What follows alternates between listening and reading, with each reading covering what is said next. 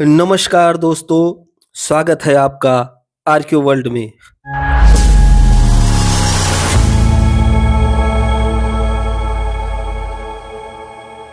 दोस्तों, हम लोग यूजीसी नेट जेआरएफ की इस ऐतिहासिक श्रृंखला में आज बात करेंगे शुंग वंश के सबसे प्रतापी शासक पुष्यमित्र शुंग की। इसके पहले के वीडियो में हमने देखा था कि शुंग राजवंश के इतिहास को जानने के कौन-कौन से स्रोत हैं। आज हम लोग चर्चा करेंगे प्रतापी सम्राट पुष्यमित्र शुंग की। आशा और उम्मीद है कि आप लोगों ने उस वीडियो को देखा होगा। अगर नहीं देखा है तो जा करके इसी चैनल आरक्यू वर्ल्ड पर देख सकते हैं। आप लोग मेरे साथ इस वीडियो में अंत तक बने रहिएगा। पुष्यमित्र शुंग। पुष्यमित्र शुंग अंतिम मौर्य नरेश बृहद्रथ का प्रधान सेनापति था। उसके प्रारंभिक जीवन के विषय में हमें कुछ भी ज्ञात नहीं है। दिव्यावदान से पता चलता है कि वह पुष्य धम्म का पुत्र था। सभी साधन उसके इतिहास का प्रारंभिक सैनिक जीवन से ही करते हैं। ज्ञात होता है कि एक दिन सेना का निरीक्षण करते समय बृहद्रथ की उसने धोखे से हत्या कर दी। पुराणों तथा बाण भट्ट के हर्षचरित दोनों में इस घटना का उल्लेख हुआ है। पुराणों में सेनानी पुष्यमित्र बृहद्रथ की हत्या कर 36 वर्षों तक राज्य करेगा, ऐसा उल्लेख किया गया है। पुराण, हर्षचरित तथा मालविकाग्निमित्रम सभी में पुष्यमित्र के लिए सेनानी अर्थात सेनापति की उपाधि का ही प्रयोग मिलता है, जबकि उसके पुत्र अग्निमित्र को राजा बताया गया है। इस आधार पर कुछ विद्वानों का विचार है कि पुष्यमित्र कभी राजा नहीं बना तथा बृहद्रथ को पदच्युत करने के पश्चात उसने अपने पुत्र को ही राजा बना दिया। उसने 2 अश्वमेध यज्ञ किए, आगे उसकी चर्चा करेंगे। सबसे पहले देखते हैं कि उसने विदर्भ के साथ युद्ध किया था। तो विदर्भ का युद्ध मालविकाग्निमित्रम नाटक से ज्ञात होता है कि पुष्यमित्र के समय में विदर्भ आधुनिक बरार का प्रांत यज्ञसेन के नेतृत्व में स्वतंत्र हो गया। यह यज्ञसेन बृहद्रथ के सचिव का साला था। उसे शुंगों का स्वाभाविक शत्रु बताया गया है। पुष्यमित्र ने बृहद्रथ की हत्या के पश्चात उसके सचिव को कारागार में डाल दिया। इस नाटक के अनुसार पुष्यमित्र का पुत्र अग्निमित्र विदिशा का राज्यपाल अथवा उपराजा था। उसका मित्र माधवसेन था, जो विदर्भ नरेश यज्ञसेन का चचेरा भाई था, परंतु दोनों के संबंध अच्छे नहीं थे। ऐसा लगता है कि वह विदर्भ की गद्दी के लिए यज्ञसेन का प्रतिद्वंदी दावेदार था। एक बार विदिशा जाते समय उसे यज्ञसेन के अंतपाल या सीमा प्रांत के राज्यपाल ने बंदी बना लिया।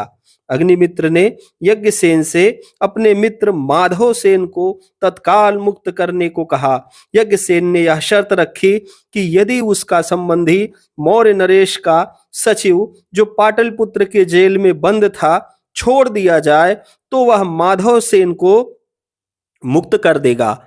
इस पर अग्निमित्र ने अपने सेनापति वीरसेन को तुरंत विदर्भ पर आक्रमण करने का आदेश दे दिया।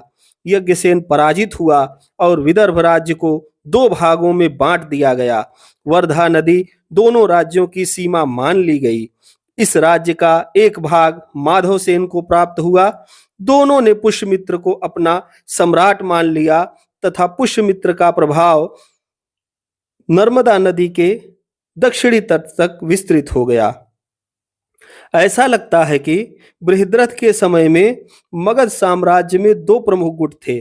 पहले का नेतृत्व बृहद्रथ का सचिव तथा दूसरे का नेतृत्व सेनापति पुष्यमित्र कर रहा था। सचिव का संबंधी यज्ञसेन विदर्भ का तथा पुष्यमित्र का पुत्र अग्निमित्र विदिशा का राज्यपाल बनाया गया था। जब पुष्यमित्र ने पाटलिपुत्र पर आक्रमण किया तथा सचिव को बंदी गृह में डाल दिया गया, तब यज्ञसेन ने अपनी स्वतंत्रता घोषित कर दी, क्योंकि सचिव का साला होने के कारण वह शुंगों का स्वाभाविक शत्रु बन गया था। इस प्रकार विदर्भ युद्ध भी ईसा पूर्व 184 के लगभग ही लड़ा गया था।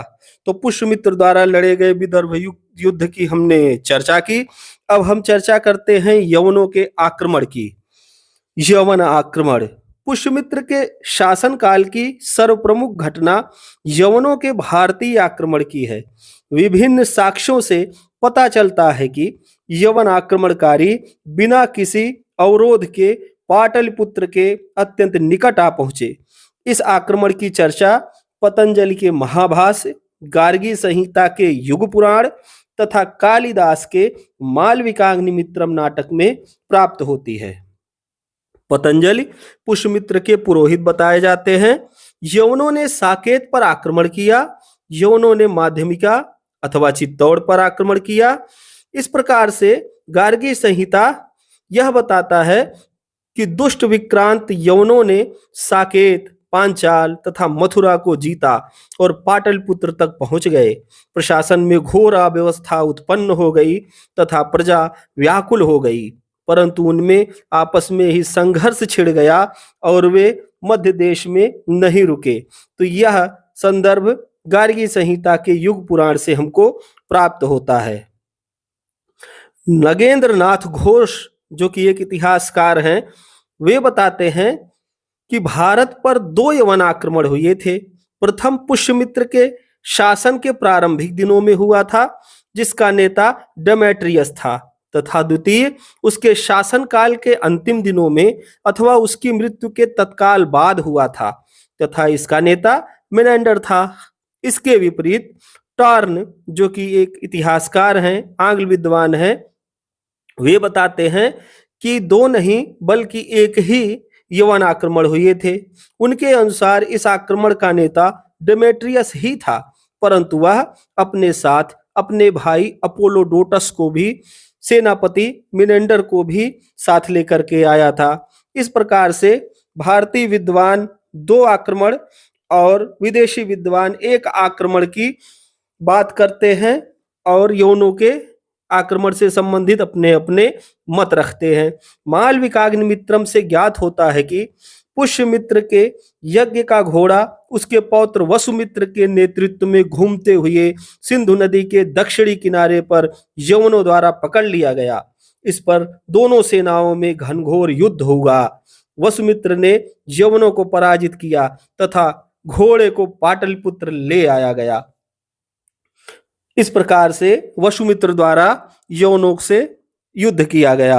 अब पुष्यमित्र के साम्राज्य तथा उसके शासन प्रशासन की चर्चा कर लेते हैं। पुष्यमित्र प्राचीन मौर्य साम्राज्य के मध्यवर्ती भाग को सुरक्षित रख सकने में सफल रहा। उसके साम्राज्य में अयोध्या तथा विदिशा निश्चित रूप से सम्मिलित थे। अयोध्या अथवा साकेत के लेख में पुष्यमित्र का उल्लेख मिलता है। विदिशा में उसका पुत्र अग्निमित्र शासन करता था। मालविकाग्निमित्र के अनुसार विदर्भ का राज्य उसके अधीन था।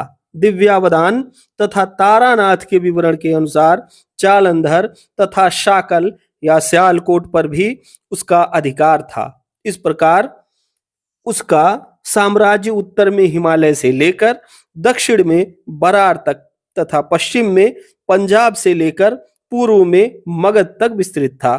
पाटलिपुत्र अब भी इस साम्राज्य की राजधानी थी। पुष्यमित्र की शासन व्यवस्था के विषय में विद्वानों का मानना है कि मनुस्मृति के आधार पर यह कह सकते हैं कि सम्राट दैवी उत्पत्ति में विश्वास करता था। वायु पुराण में कहा गया है कि पुष्यमित्र ने अपने पुत्रों को साम्राज्य के विभिन्न क्षेत्रों में सहशासक नियुक्त कर रखा था। मालविकाग्निमित्र से पता चलता है कि उसका पुत्र अग्निमित्र विदिशा का उपराजा था। अयोध्या के धनदेव के अभिलेख से ज्ञात होता है कि धनदेव कौशल का राज्यपाल था। मालविकाग्निमित्र में अमात्य परिषद तथा महाभाष्य में सभा का उल्लेख किया गया है। यह मौर्यकालीन मंत्री परिषद थी। अश्वमेध की चर्चा कर लेते हैं। पुष्यमित्र द्वारा किए गए अश्वमेध यज्ञ। अपनी उपलब्धियों के फलस्वरूप पुष्यमित्र उत्तर भारत का एक छत्र सम्राट बन गया। अपनी प्रभुसत्ता घोषित करने के लिए उसने अश्वमेध यज्ञ का अनुष्ठान किया। पतंजलि ने महाभाष्य में वर्तमान लट लकार के उदाहरण में बताया है, इह पुष्यमित्रम याजयामः, अर्थात यहाँ हम पुष्यमित्र के लिए यज्ञ करते हैं। अयोध्या अभिलेख में पुष्यमित्र को 2 अश्वमेध यज्ञों का अनुष्ठान करने वाला द्युर अश्वमेध याजिनः कहा गया है। धार्मिक नीति की चर्चा करना जरूरी है कि पुष्यमित्र की धार्मिक नीति क्या थी। धार्मिक नीति बौद्ध ग्रंथ दिव्यावदान तथा तिब्बती इतिहासकार तारानाथ के विवरणों में पुष्यमित्र शुंग को बौद्धों का घोर शत्रु, स्तूपों और विहारों का विनाशक बताया गया है। दिव्यावदान से पता चलता है कि उसने लोगों से अशोक की प्रसिद्धि का कारण पूछा। इस पर उसे ज्ञात हुआ कि अशोक 84,000 स्तूपों का निर्माता होने के कारण ही प्रसिद्ध है। परिणाम स्वरूप उसने 84,000 स्तूपों को विनष्ट करके प्रसिद्धि प्राप्त करने का निश्चय किया। इलाहाबाद केंद्रीय विश्वविद्यालय के प्राचीन इतिहास, संस्कृति एवं पुरातत्व विभाग के प्रोफेसर GR शर्मा बताते हैं कि कौशाम्बी स्थित घोषिताराम विहार में विनाश तथा जलाने के साक्ष्य जो प्राप्त होते हैं वो पुष्यमित्र शुंग की असहिष्णुता के ही परिचायक हैं। इस प्रकार से दिव्यावदान का कथन है कि पुष्यमित्र ने कुछ बौद्धों को अपना मंत्री नियुक्त कर रखा था। तो इस प्रकार से विद्वानों के अलग अलग मत हैं। कुछ उसे बौद्ध धर्म का अनुयायी बताते हैं और कुछ उसको बौद्ध धर्म का विरोधी बताते हैं। थोड़े में हम लोग पुष्यमित्र के उत्तराधिकारियों की चर्चा कर लेते हैं।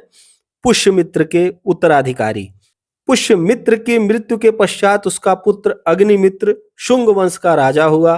अपने पिता के शासनकाल में वह विदिशा का उपराजा था। उसने कुल 8 वर्षों तक राज्य किया। उसके पश्चात सुज्येष्ठ अथवा वसुज्येष्ठ राजा हुआ, जिसके नाम के अतिरिक्त हम उसके विषय में कुछ नहीं जानते। इस वंश का चौथा राजा वसुमित्र था। इसी के नेतृत्व में शुंग सेना ने यवनों को पराजित किया था। संभवतः वह पुष्यमित्र के समय में साम्राज्य की उत्तरी पश्चिमी सीमा प्रांत का राज्यपाल था। राजा होने के बाद वह अत्यंत विलास प्रिय हो गया। एक बार नृत्य का आनंद लेते समय मूजदेव अथवा मित्रदेव नामक व्यक्ति ने उसकी हत्या कर दी। इस घटना का उल्लेख हर्षचरित में हुआ है। इस वंश का 9वां शासक भागवत अथवा भागभद्र था। इसके शासनकाल के 14वें वर्ष तक्षशिला के यवन नरेश एंटियालकिड्स का राजदूत हेलियोडोरस उसके विदिशा स्थित दरबार में उपस्थित हुआ।